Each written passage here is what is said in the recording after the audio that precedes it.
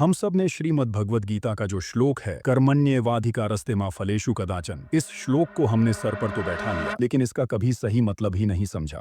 इसीलिए हम ऐसे बन गए कि फल की इच्छा करने को हमने बुरा मान लिया। मतलब पढ़ाई कर लो लेकिन टॉप करने की इच्छा मत करो, बिजनेस कर लो लेकिन प्रॉफिट की चाह मत रखो, मेहनत कर लो लेकिन आउटकम से कोई मतलब ही मत रखो। और यही सोच आज करोड़ों लोगों को मीडियोकर बना रही है, क्योंकि भाई बिना गोल, बिना इच्छा, बिना भूख के कोई इंसान अपनी लिमिट तक कभी पहुंच ही नहीं सकता। अब असली प्रॉब्लम क्या है वो समझो, नहीं तो कमेंट सेक्शन में एंटी हिंदू का मोर्चा लग जाएगा। पहले इसे ध्यान से समझ लो, ये श्लोक कब और क्यों कहा गया था। भगवान श्री कृष्ण ने ये अर्जुन को बैटलफील्ड में कहा था। गीता को जानने का असली मकसद क्या है? साफ जवाब है मुक्ति। मुक्ति किससे? अपने ही दुख से। अब जरा सोचो, दुख कहाँ महसूस होता है, बाहर या अंदर? ध्यान देना, मैं यहाँ पेन की बात नहीं कर रहा। पेन शरीर में होता है, लेकिन दुख मन में होता है। तुम्हारा शरीर बिल्कुल ठीक भी हो, फिर भी तुम अंदर से दुखी हो सकते हो। तो असली दुख एक्सटर्नल वर्ल्ड में नहीं है, वो तुम्हारे इंटरनल वर्ल्ड में है। और गीता का पूरा सार इसी दुख से मुक्ति दिलाने में है। अब तुम खुद सोचो, अगर तुम गीता की फिलॉसफी पर चलोगे तो तुम जो भी काम करोगे वो आखिरकार किस लिए होगा? इसलिए कि तुम्हारा अंदर का दुख खत्म हो। बाहर क्या मिला क्या नहीं मिला ये सेकेंडरी है। मेन बात है कि तुम्हारी इनर स्टेट पहले से बेहतर हो, तुम अंदर से ट्रांसफॉर्म हो। यही अल्टीमेट पर्पस है। कृष्ण ने अर्जुन को भी यही समझाया था। उन्होंने साफ कहा, मुझे नहीं पता युद्ध का रिजल्ट क्या होगा, हो सकता है तू जीते, हो सकता है हार जाए, ये भी हो सकता है कि तू मारा जाए, लेकिन याद रख, फल पर तेरा हक नहीं है। तेरा असली फायदा तो सिर्फ लड़ने में है, क्योंकि इस लड़ाई से तू इंटरनली बदलेगा, तेरा मोह टूटेगा, तेरा डर जाएगा। युद्ध तेरे लिए बस एक जरिया है मुक्ति पाने का। मतलब हर इंसान जो कुछ भी कर रहा है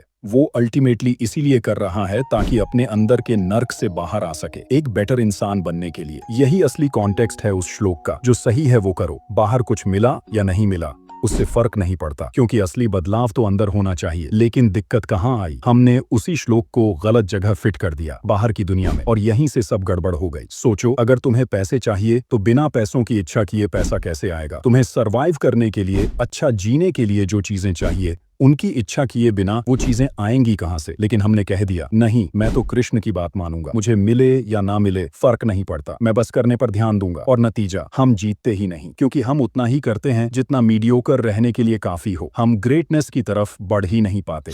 इसका असली मतलब ये है, गीता का अल्टीमेट पर्पस है अंदर के दुख से मुक्ति। लेकिन प्रैक्टिकल लाइफ में जरूरी डिजायर्स, जरूरी गोल्स से भागकर नहीं जिया जा सकता। इंटरनल मुक्ति और एक्सटर्नल जिम्मेदारी दोनों को बैलेंस करना ही असली समझदारी है। मतलब ऐसे कि अगर तुम्हें इस दुनिया में किसी भी फील्ड में सक्सेस चाहिए तो फल की इच्छा तो करनी पड़ेगी, लेकिन उस इच्छा से अटैच्ड मत हो। इस वीडियो को अपने उन दोस्तों के साथ शेयर करो जो गीता के इस श्लोक को अब भी गलत समझते हैं, क्योंकि मैं नहीं चाहता कि कोई एम्बिशियस पर्सन लाइफ में किसी भी रीजन से मीडियोकर रहे।